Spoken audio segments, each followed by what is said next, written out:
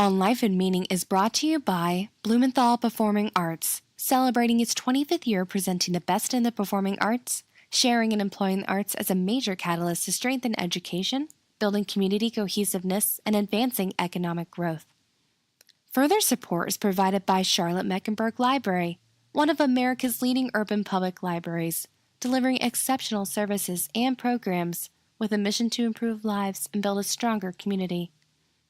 And by the Arts and Science Council, Charlotte Mecklenburg's resource hub and lead advocate for the regional cultural community, providing culture for all.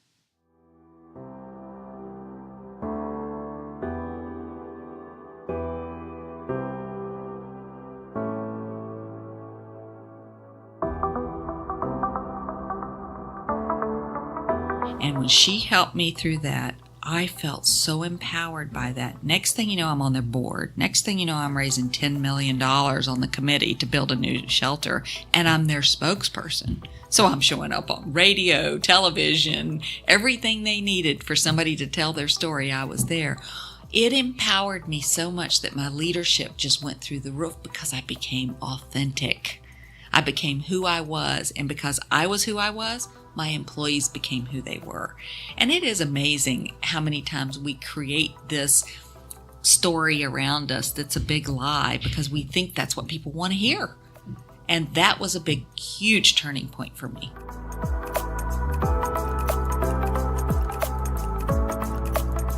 Tana Greene is CEO of the Greene Group, parent company of 3 national staffing companies disrupting the labor, transportation, and logistics sectors of the economy. My Work Choice for warehouse and light industrial workers, Road Dog Team for truck drivers and crew workers, and Blue Bloodhound, a technology application company matching pay-by-the-run and long-haul commercial drivers with motor carriers. The Greene Group has won several awards, including recognition as the top 50 women-owned businesses in the United States by Forbes Magazine, and the best place to work by Staffing Industry Analysts. Tana is a board member of Safe Alliance and the Employers Association. She is the author of Creating a World of Difference, a memoir and book of inspiration on the importance of values and vision in business and in life. In this episode, we explore what her companies do, the problems she is solving, transitioning from success to significance, and the values that guide her. I'm Mark Perez, and this is On Life and Meaning.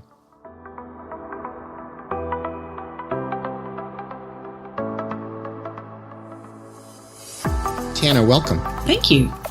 Tana, you are the co-founder and CEO of 2 highly successful national staffing companies, and you are the visionary and CEO behind a technology startup. Let's talk briefly about one of your new initiatives called My Work Choice. Great. Tell me about it. Oh, it's exciting. So 30 years I've been in the light industrial staffing, meaning we staff for large manufacturing and distribution plants. In that, we've learned a lot of hard lessons in hiring hourly workforces around the country. And we finally came to this realization that everybody's beating their heads up against the wall about turnover and about absenteeism and about finding quality people. And what we've learned is that people need flexibility more than they need anything else. They will take flexibility over benefits, especially in an hourly workforce. So we found through that and marrying technology that we can give the employees what they want and we can give efficiencies to the clients at the same time. It's a win-win, but only because of technology that we're able to deliver that. What is the technology? The technology on My Work Choice is really a matching technology, and it's a scheduler. So it allows a person to go in and put their profile, and it allows them to apply for different communities. Communities are built specifically to a client need. So once they get trained, they're production ready, they've been background checked specific to that client, they're given the ability to see schedules that come out twice a week. They can choose a 4-hour schedule, an 8-hour schedule, they can choose multiple days, they can choose one day. It's up to them to choose how much they want to work and when they want to work. So hence My Work Choice. These are all 1099 employees? No, they're all my employees. They're all W-2 employees, and they have benefits. Really? Yes. How many employees would that be? Right now, we're at about 10,000. You have 10,000 W-2 employees? Yes. Why W-2 and not 1099? I believe that the misclassification of working somebody on a consistent basis at the same place causes a lot of lawsuits. I think if you were to ask an employee, they wouldn't care whether they're 1099 or W-2, but ultimately the law has not changed to keep up with the gig economy. So until we get that down to where we figure out how to do retirement and taxes, and it's all about money. So if the government figures out how they can tax it, then the gig economy will really take off. And I think the 1099 aspect is really something that should be a choice to the person, not driven by law. Right now, because of those laws, 1099 makes more sense in a place where you're working consistently. What benefits do they get if they can choose how many hours they can work? They have all benefits to them. They have medical, dental, life, disability. They're paying for those benefits, but they are available to them.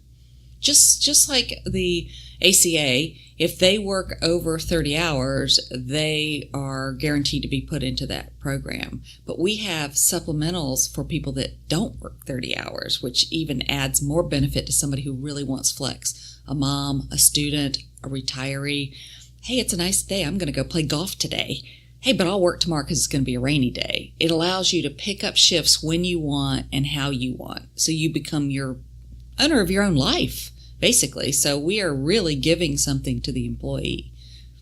Well, you now have 10,001 employees. Yeah, so good. To supplement that, right? What are examples of the kinds of work that someone would do through this program? It could be picking product. It could be packaging perfume. It could be a CNC operator at a large manufacturing company. It could be a forklift operator. Right now, it's any job that exists in a manufacturing or distribution environment. We're working on call center now. That'll be our next level that we'll be going to. We've got a new one starting up in about 2 months. But really, it's the hourly worker that really doesn't require a lot of skill. So there is manual labor involved in it, but we have a lot of things where you're just packaging perfume, so pretty much anybody can do it. What are the biggest concerns on the employee side? I think for the employees, it's just not understanding what it is and will I get enough hours and will I be able to make a living at doing this? But I think for the most part, people realize once they get in it, they can schedule 40 hours a week. They just have to schedule and show up, but they have to be diligent with doing it on their phone. They will earn the right to guarantee them 40 hours a week if that's what they want through behavior. So once they prove that they're taking these shifts, they can keep adding more and more shifts to themselves. So through behavior, they get what they want. And what are the biggest concerns on the client side? I think the client side is just about change. It's like, oh my gosh, I can't afford to not have the exact person sitting there every day at 8 a.m. But then what they realize is when you give flexibility to an employee, the employee is more engaged. They want to be at work instead of have to be at work.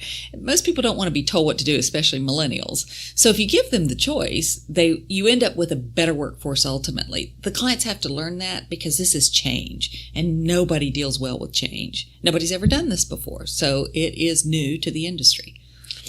You then invoice the client for the amount of hours that the employees worked through the app. Yes, correct.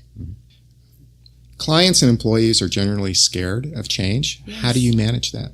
Well, we do a lot of education, and we usually start in a small scale. So if they need 1,000 people, we'll start with 200 in one building to try to give them that feeling. And once they get the taste of it and what it does, and the employees are loving it. I mean, they are just like besides themselves. I mean, we're giving a whole realm of hourly people choice that they've never had before, unless you want to drive an Uber. How do you build community specific to the client? We really mirror image what their needs are within the job scope. From there, we go out and we will recruit specifically. We have to recruit a little differently than normal because if you go the normal routes, you're going to get the normal people that don't work anyway, don't show up. So we do a lot of digital advertising. We do a lot of radio. We do a lot of Facebook, social media. So it's word of mouth more than anything of, hey, you got to check this out. This is going to give you flexibility you've never had in your life and allow you to make money. And that kind of spreads the word. But we're building specifically to the client. So if they have I want a federal background check, I want drug testing at this level, we do it specific to them. Once the community's built and the employee is trained specifically to the job. Now, there may be 6 jobs within one community. Once they get trained, they can schedule themselves for every one of those areas. So the more they get trained, the more options they have. So it kind of becomes a game to them, and we've made it a game in the app as well, where they actually can go on their phone and they get stars and points and build themselves up, and they get to rate the client. And the client loves that because they get to really understand what's going on the floor, and vice versa. Tana, you have been in this industry for 30 years, Yes. and there are other staffing companies that have been doing this work. Yes. What is the problem that My Work Choice is solving? The problem that it's solving is it's meeting the need of what the workforce really wants today. That's flexibility. For the client, it's meeting the need of reduced overtime, 0 in most cases. And the number one reason for turnover is absenteeism. You're absent, you're out. The old rule is you miss 3 days, you're gone. Well, why have that? Let them schedule when they want to work. And then that goes away. So your turnover goes from the average of 35% a month to 5% a month. We're still having turnover. Still people will leave. They'll go find other jobs and whatnot, but it's at a rate of about 5% instead of 35%. And ultimately, there is no absenteeism because if you know you're not going to be there, you push your shift back to the community and somebody gets your back. Someone else from the community fills the job, but from the client perspective, they're managing new employees and new faces every single day, aren't they? No, because of the lower turnover, they're getting consistently the same ones. They're just getting more of them. So they may have split shifts, which ultimately work out great because then you don't have that downtime for a lunch hour. So they go straight through a 4-hour shift. So they'll take certain departments now and break them up into 4-hour shifts because it's benefiting them. The worker loves it. And it's amazing. We were having the most difficult time filling that 1 a.m. to 6 a.m. shifts. Well, we get a lot of moms that can do that because they can get home in time to get dad off to work, the kids off to work, and then they can sleep and then do a shift again. So we found that we were getting a lot of moms taking that shift. I would never have imagined that, but now they have a way to work, which what are they going to do from the hours of midnight, 1 a.m. to 6, 7 in the morning? There really isn't a lot of options. So we are bringing things like that to people and students. You're going through midterms. You don't have time to work, but yet your part-time job requires you to be there. So they struggle with that. Hey, there's a big party at the frat house Saturday night. I really don't want to work on Sunday, so I'm just not going to schedule myself. But I'll schedule myself Tuesday, Thursday because I need the money. So with that flexibility, it adds such a quality workforce that's coming in that the client gets that pretty quickly. Who are you challenging or disrupting in the staffing industry? We're disrupting every one of the light industrial staffing companies because they continue to say, oh, we can find better quality. We can find better workers. Nothing seems to change in the statistics because they're not changing what we've always done. You're disrupting your previous company, aren't you? Yes, absolutely. And your previous company was Strataforce. That is correct, which no longer exists to this day. It's now My Work Choice. So My Work Choice is a rebrand and new technology of Strataforce. Yes, it is. You're beginning with light industrial and perhaps with call centers. What are the possibilities down the road? I think it's endless. I think it's endless what we can do with this. You could do contract workers, big, large accounting people. It goes all the way. It will work on anything. We're tackling the hardest. I tend to tackle the hardest thing first. I don't know why. Trucking, industrial, but it's where you can make your biggest mark because it's the hardest thing to fix. Tana, another company of yours is called Road Dog Drivers. What is Road Dog Drivers? Road Dog Drivers came into existence about 10 years ago when dealing with the light industrial and manufacturing, they're saying, we are in need of truck drivers. Can you not please go into that industry for us? And I heard that for so many years. And so I finally said, okay, I'm going to do it. And so 10 years ago, Road Dog Drivers was born to really service Strataforce from the light industrial side because they're manufacturing, they're packing boxes, but somebody's got to drive them somewhere. And they were struggling so hard with a shortage of drivers that they said, would you come and do it? And that's how I got into it. And what is it that Road Dog Drivers actually does? We place professional truck drivers in behind the wheel of a truck. So if you're J.B. Hunt or you're Target and you have trucks, fleets of trucks, you need to hire drivers. And it's very hard to find qualified drivers that are ready to drive. With so many employees who are W-2 under My Work Choice and road dog drivers, that's a lot of liability for you, isn't it? It's a lot of liability, yes. There's compensation, EEOC, class action, you name it, we have it. That must be quite an insurance bill. Yes, it is. Very much so. An extension of the Road Dog business plan was the launch of Blue Bloodhound. Correct. What is Blue Bloodhound? Blue Bloodhound is a true marketplace for truck drivers. They become 1099, just like an Uber driver. We have to create a driver qualification file for them because up until Blue Bloodhound was born, you had to go from job to job to get your driver qualification file completed, and the client took 10 days to get that done. So in immediate need of a driver, I don't have time. I can run ads, but by the time I get you through the process to have your driver qualification file, which meets the DOT standards, you're gone. And then you need an average of 3 jobs to complete a full W-2 at the end of a year because the consistency of transportation is not one you can depend on.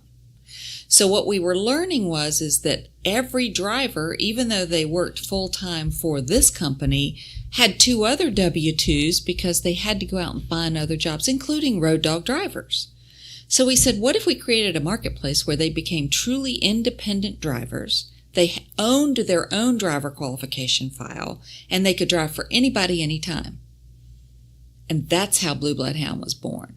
So it is the marketplace where you have the flywheel going, where you've got to have the clients and you've got to have the drivers. What we found it's very difficult to build a nationwide play, but these drivers are out on the road an average of 6.7 days right now, and they're all over the country, and it's not like you can create a regional pocket to drive this. So it is a large national play at once. Uber went city to city. We weren't quite able to do that. We started in Cincinnati and we tried to stay there. And our first order came from Orlando and the driver came from Wisconsin because he just happened to be in Orlando. So it was one of those things where it's very difficult to harness that. 3.5 million drivers on the road every day and a 50,000 a day shortage. So there has to be efficiency brought to an industry in order to survive. And this is that. There is no shortage if you have Blue Bloodhound fully in place because you only need a 0.25% of that workforce available at any given point and with their DQ file, and then there's no shortage.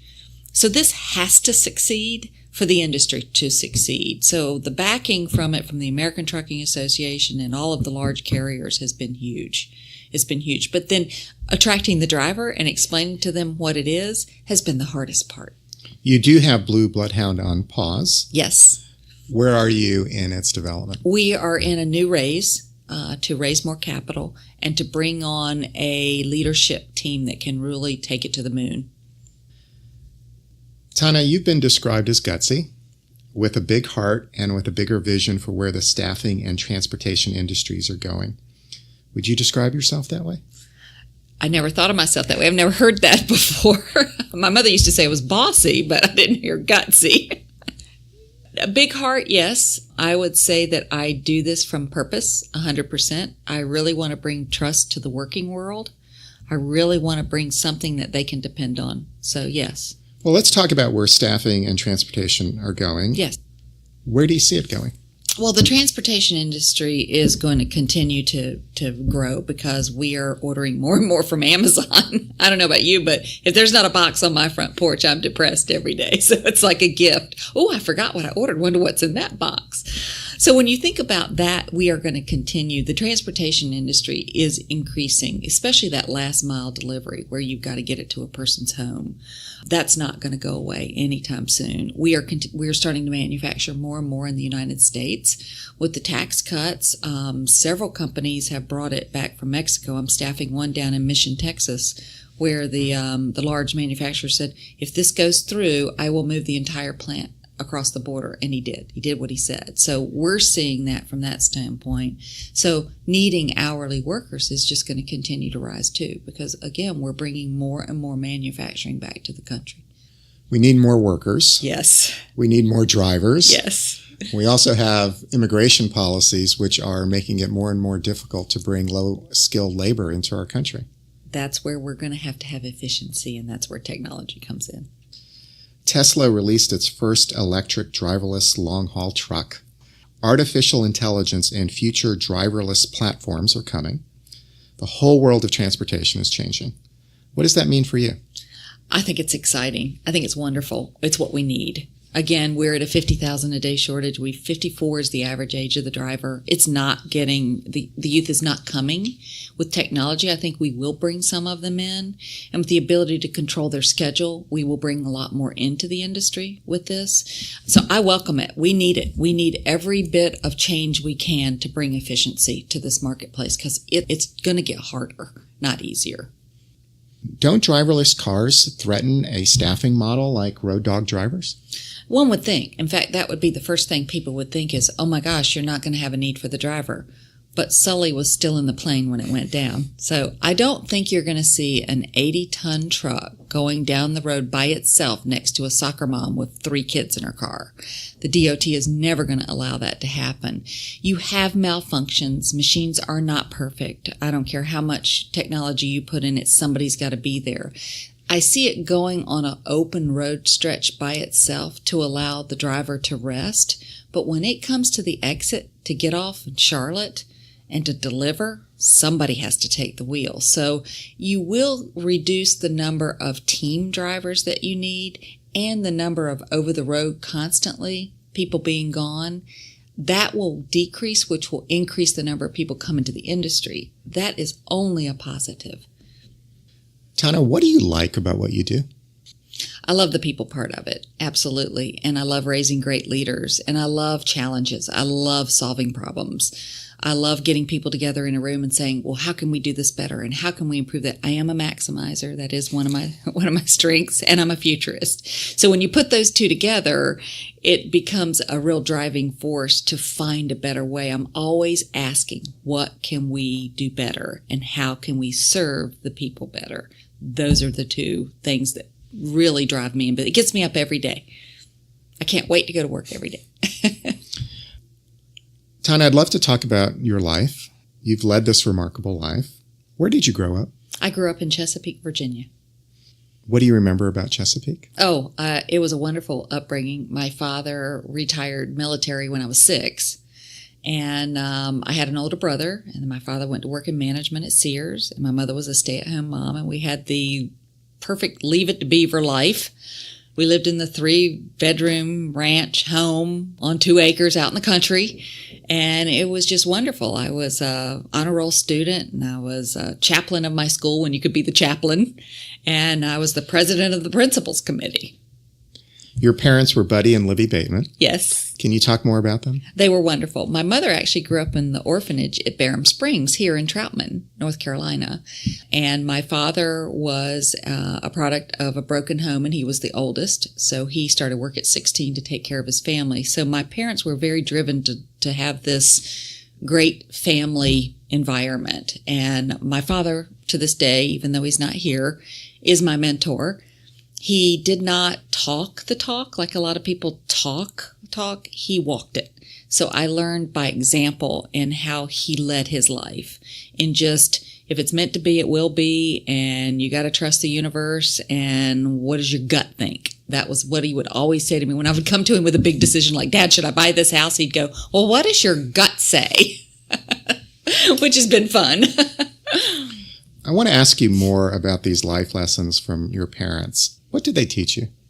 Well, they taught me that anything is possible. You can do whatever you want to do, and faith leads everything. You were outgoing and interested in leadership at a young age. Yes. I think the first realization that leadership was my thing was in the 5th grade, 1971. We were told that our entire neighborhood was going to be bused to an all-black school. Well, every parent was in our living room, and they were all saying how that was not going to happen.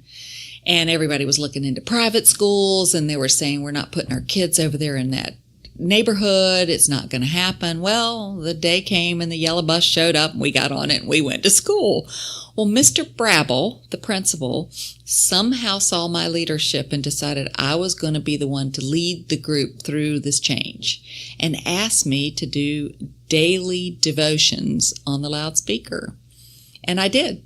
And I realized then that there was some leadership there. I didn't know it then. Looking back on it now, I see those trends of things that happen that were molding me, and I didn't even know it. And I have spoken to him. He just got an award for the oldest, last living principal that went through the segregation. You've been leading change ever since, haven't you? Yes, yeah, I think so. Many other forms of integration. Yes, many other forms. Yes, a good way to put it. Yeah.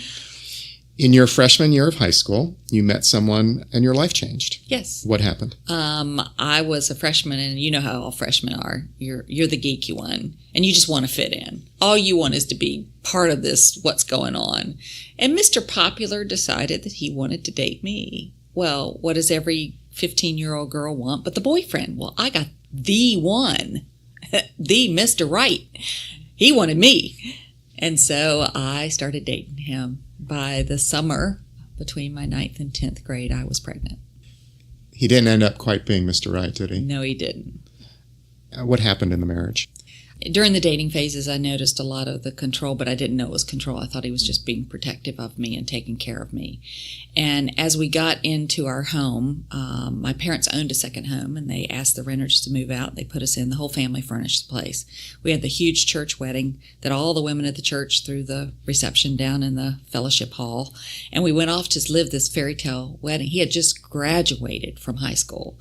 And now I'm between my 9th and 10th grade. But everybody thought, this is going to work. This is what they want. They want to be married. They're going to have this child. Everything's going to be perfect. And it got worse and worse to the point where he would take the phone with him to work because I wasn't allowed to speak to anyone when he was gone. No one was allowed in the house unless he was home. And then the physical began. And I didn't want to tell anybody because I thought I could fix it. I thought, well, if I cook better or I look better or whatever. And I didn't tell anybody. I kept it to myself. And one night we had a date night planned. It was a Friday night. And my parents were going to babysit. And he was late coming home. Well, what I've been spending all day getting ready. Straightening my hair, putting the makeup on. I want to be with my friends. I was so excited to get to go out because I'm at home all the time by myself. And he got home late, and he'd been drinking. And he said, I started crying. I said, I really want to go out with my friends. So we got in the car. There was an argument about me wanting to be out with my friends. We got to my parents' house, and he took the carrier out with my 8-month-old in it, set it on the driveway, proceeded to beat me and drive off. I had to go to the door. That's when my parents knew. My mother took one look at me. Well, my father took the first look and got his car keys, didn't say one word, went looking for him. I'm glad to this day he did not find him. But that's when my mother said, I want you to speak to somebody tomorrow. Well, this was a Saturday, and I don't know how she arranged it, but I was in front of a counselor the next day. And after a week of intense counseling, they said to me, there's nothing wrong with you. This is the situation you're in. And what it took was somebody to name that for me. And they asked me at that point, they said, you have to decide if you're going to be a victim or a survivor. And I suggest you write some goals that you want for your life on a piece of paper. And I did. You had gotten pregnant at 15. The person you married was physically violent. By the time you were 17, you were a divorced single mother who had survived domestic violence. And you did begin writing down some goals. Yes. What were those goals? There were 4 goals on it. I wish I had the piece of paper, but there were 4 goals. It was to finish school, whatever that meant, finish school. And I actually went back to the classroom, sat in the classroom, did 3 years and a year and a half, and went to business school and got my secretarial certificate. The other one was to own my own home by the time I was 25. I bought my first home at 22. The third thing was to own my own business. I started this business on my 29th birthday. And then the fourth thing was to marry a knight in shining armor, which I did at 26, and we just celebrated 33 years. So I accomplished everything, and what I learned from that was setting goals is critical, and being clear on your vision is another thing. So I have always done vision boards, and I still do them. I'll know when I'm off track, because all of a sudden my visions aren't so clear, and I need to go back to that place to really decide, well, where am I in life and what do I want? Because it changes constantly. So it's not like you set one goal and you accomplish and you're done. There's no real destiny. It's all the journey. What is on your vision board now? Oh, my vision board now is to continue to inspire people.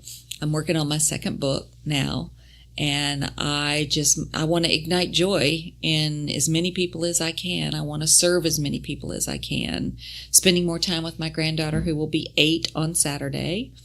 And my daughter just graduated college. Spending more time with family is on there, and a lot of travel.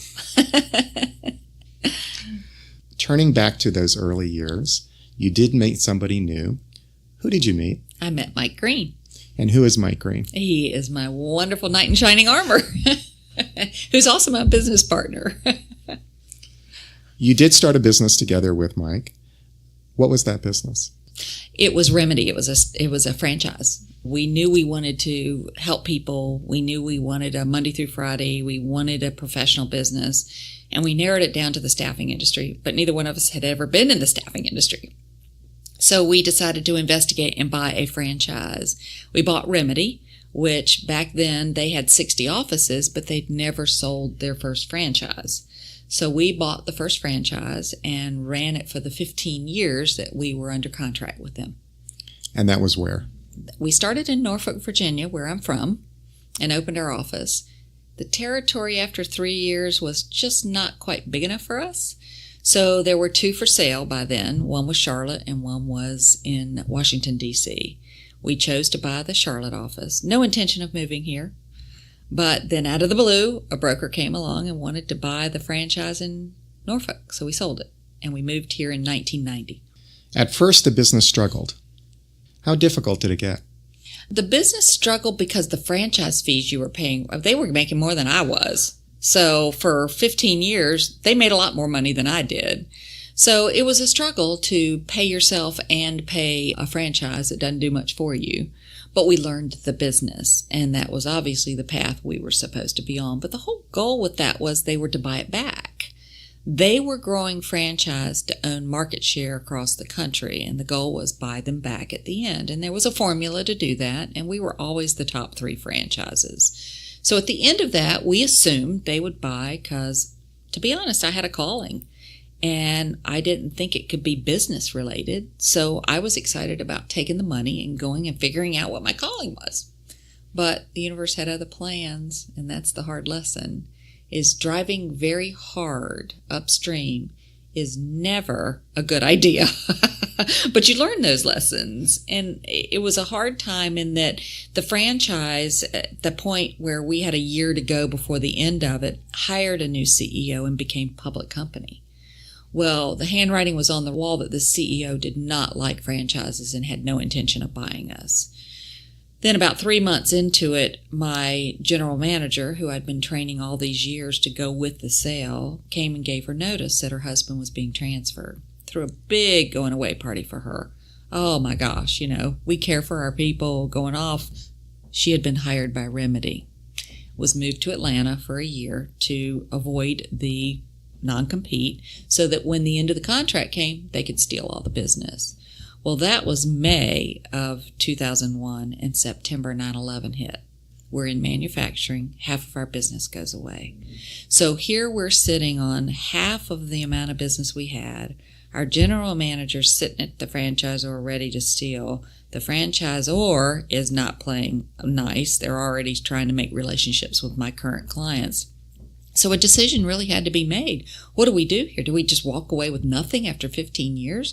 Or do we put our foot in the ground and say, we're going to take this to the next level? So that was when you had to really reevaluate your goals.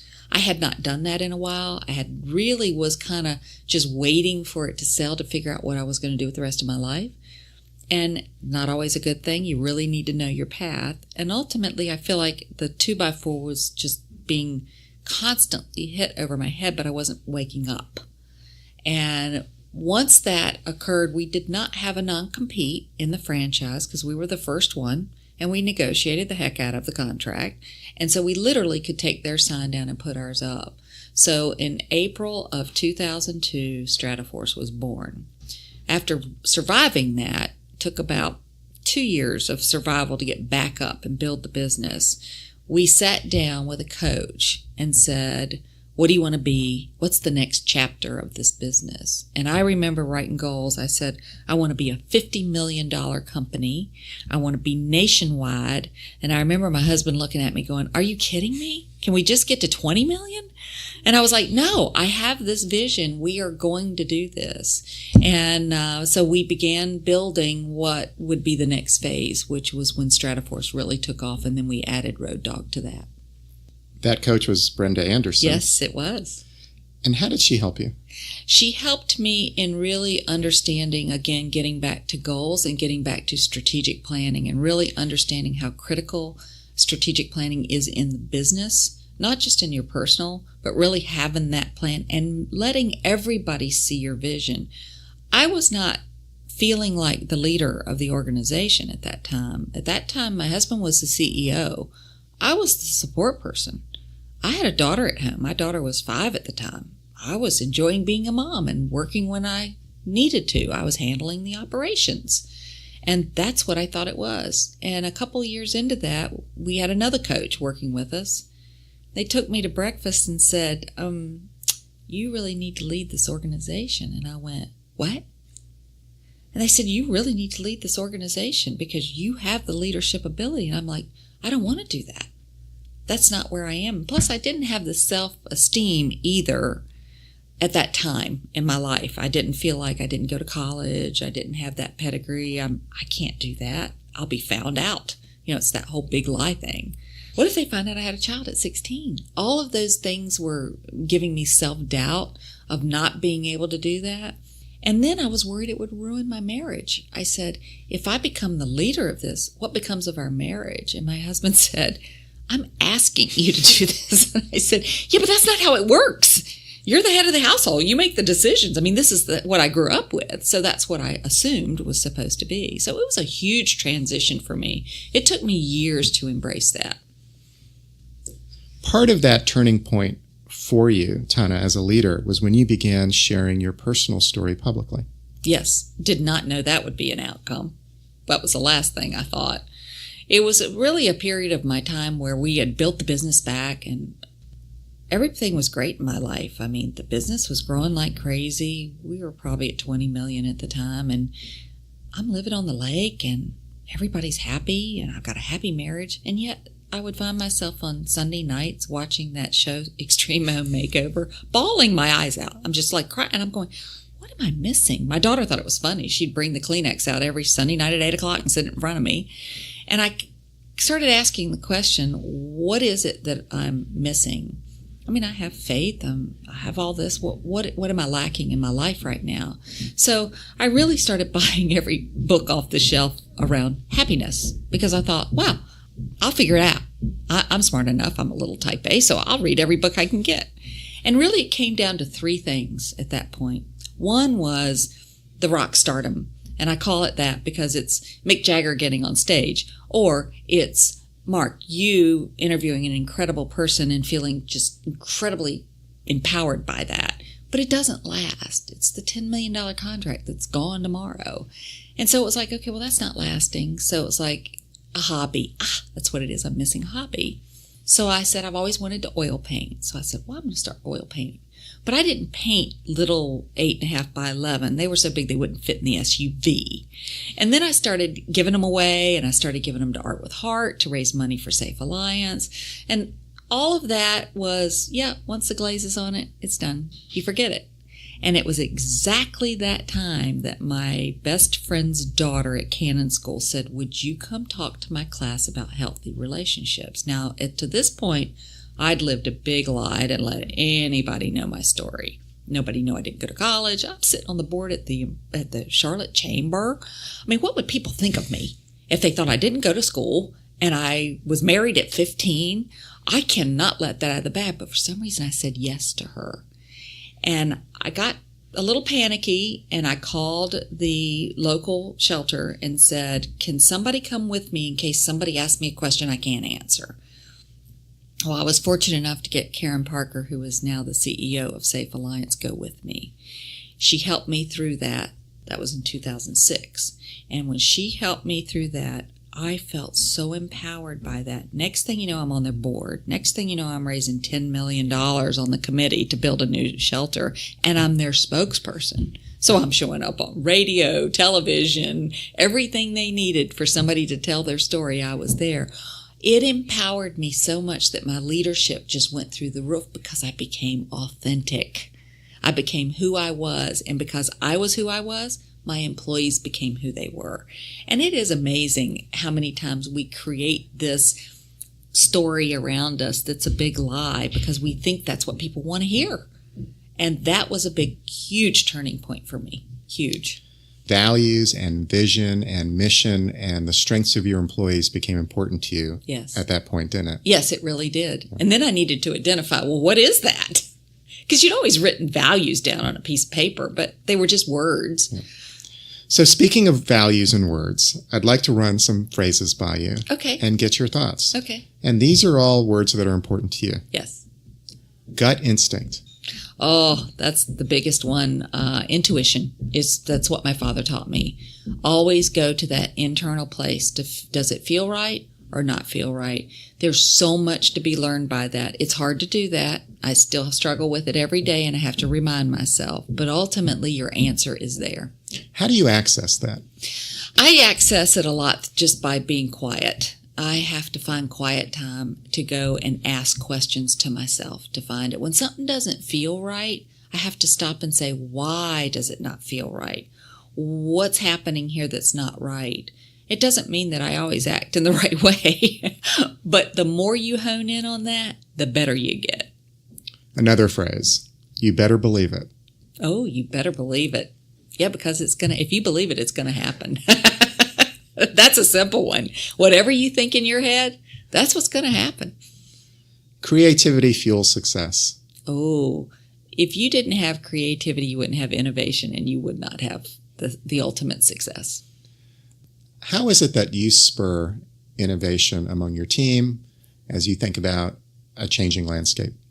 I think it's all asking those questions constantly of what can we do better, what can we do better, what can we do better, and hiring creative, innovative people and allowing them to build an area of trust where they can say anything, no matter how crazy it is, and nobody thinks bad of them. I think allowing that, a lot of times employees are afraid to speak out, and if that culture exists, you're never going to find innovation. Another phrase of yours is never settle. Well, that's an easy one. I learned never to settle at 17. When I had to go through that, the biggest thing I learned was when you settle, you never achieve what you can achieve. How is that showing up for you now? It shows up in everything I do. Everything I do. From my relationships to my business to my personal, everything. Say it, mean it, do it. Oh, that's a really big one. You know, my father taught me that. You didn't drop something, you didn't start something, you didn't finish. And it's bringing that integrity piece. And people say integrity all the time, but if you say something and you don't do it, you're not walking the walk. And I think that walk the walk that my dad did is what taught me that. See awesomeness in others. This one will make me cry. My mother was 51 years old when I went to her and said I was pregnant. And I was scared to death to tell her. I'll never forget, it was like an 8 o'clock on a Tuesday night. And she was in her bedroom, and I walked in and I started crying. I said, Mom, you're not going to love me anymore. And she turned to me and she goes, yes, I will. I already know. I said, what do you know? She says, you tell me. And I said, I think I'm pregnant. She said, I think you are too. I said, how did you know? And she said, well, you've been sick every morning for the last 2 weeks. And that's kind of a telltale sign. And she goes, but I am so thrilled because I was afraid I was going to be too old to be a grandmother. Now that's unconditional love. That's seeing the awesomeness in others. That gave me the permission to get through, because what was she going to do with the situation? Really, I'm sure in her mind that is not what she was thinking, but she allowed me that. And to me, that's seeing the awesomeness in others, in everything they do. Dare to be different. Oh, well, I was definitely different when I went to that school and became the leader and the chaplain and everything else. So I think that to me has always been innate in me, in my DNA, but it also brings innovation and change. And finally, Tana, creating a world of difference. Tell me about that phrase and why it's so important to you. It's really important to me. It's also become our foundation. But to me, creating a world of difference, I really wanted to have a calling. And I thought it had to be off doing some nonprofit thing because I somehow picked up a message in my life that money was evil and that you couldn't make money and do good at the same time. Somehow I got that mixed message growing up. And somebody said to me once, well, why can't your platform of doing good and change be right in your business? You have all these thousands of employees that you can impact. You go off into some nonprofit, you may not have anybody forever that you can impact like that. And I stopped and I thought about it. And then the other thought was, you have to have millions of dollars to make an impact. And all of a sudden I started really looking at that and I thought, it's one day at a time. It's one person at a time.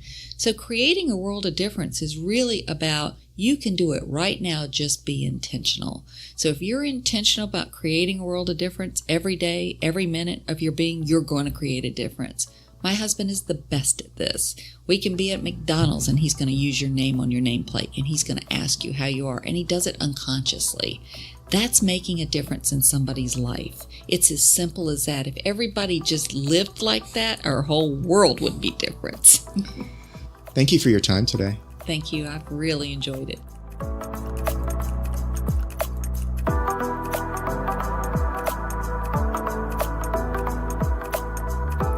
Tana Greene is CEO of the Greene Group, parent company of My Work Choice, Road Dog Team, and Blue Bloodhound.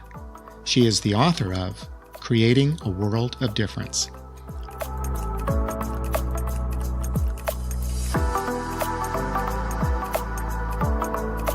And now, a personal word. There is this mindset that Tana Greene has that dazzles me. It is a mindset that highly effective and disruptive entrepreneurs have, particularly those that operate at scale. It is not one trait, but several characteristics that combine into a disposition and set of behaviors that create value for stakeholders and finds a better way. I've seen these traits in my dad, who started several companies in different countries. I've seen them in friends and associates who have launched businesses and nonprofit organizations. I've seen these traits in artists who create ventures and platforms and enterprises. What are these traits? First, entrepreneurs take action. They engage. They force change. Planning has its place, but it is in service of action. They do not overanalyze. They figure it out as they go. Second, entrepreneurs have something to prove. They are often insecure about any number of things: family, appearance, education, social status. Ambition drives them to accomplish something that compensates for the insecurity underneath. Third, entrepreneurs are resourceful. They make use of what they have. If all they have is an idea, they leverage the idea. The idea is what allows them to attract everything else they need. Fourth, they cause trouble.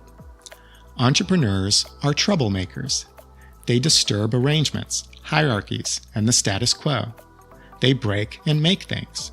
They would rather ask for forgiveness than for permission. Fifth, they are energized by the trouble they cause. Disturbance creates opportunities. The change they cause gives them an edge. Sixth, entrepreneurs recover quickly. They are resilient. They have grit. They go on to the next play. There is something about the blood and bruises of engagement that spurs them on. Not that they like to lose. They don't. But a fight not joined is a fight not enjoyed. Seventh, entrepreneurs are drawn to challenges. The more seemingly complex and intractable, the better, as solving it unlocks value. The bigger the risk, the greater the return. I think about the entrepreneurial mindset in our politics. We can describe presidents this way. We can have someone who is more deliberate and thoughtful, who is secure in their identity, who prefers existing arrangements and the status quo, who provides order and stability. We can also have someone whose inclination is to force action, who may have something to prove, who is a troublemaker, who makes and breaks things, who enjoys the disturbance they cause, who is energized by solving seemingly insurmountable challenges and is driven by the return that will follow. We can understand the will of the people in the most recent American presidential election as a choice between these two archetypes. But there are additional elements to sustained entrepreneurial success and value creation. 1, a moral core, a deep and abiding sense of what is right and wrong.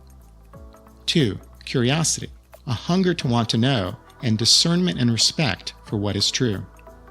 And 3, caring about what matters most, relationships and ideals. It is these additional elements that may be missing in an entrepreneur who we elected president, with great consequence to our nation and the world, but which seem very much integrated in Tana Greene. We can see her resilience moving past her first marriage, her resourcefulness relying on the power of goals to manifest desires, her insecurity about her background and credentials that she confronted to help others, the action she takes forming and reimagining companies, the complexity of the market challenges she takes on, the value she unlocks. But we can also see a deep moral core in the principles that guide her decision-making and the promises she keeps. We can see her curiosity and personal development in her writing and painting. We can see her care for relationships and ideals, that success is not enough, that significance matters more. Tana Greene finds a better way.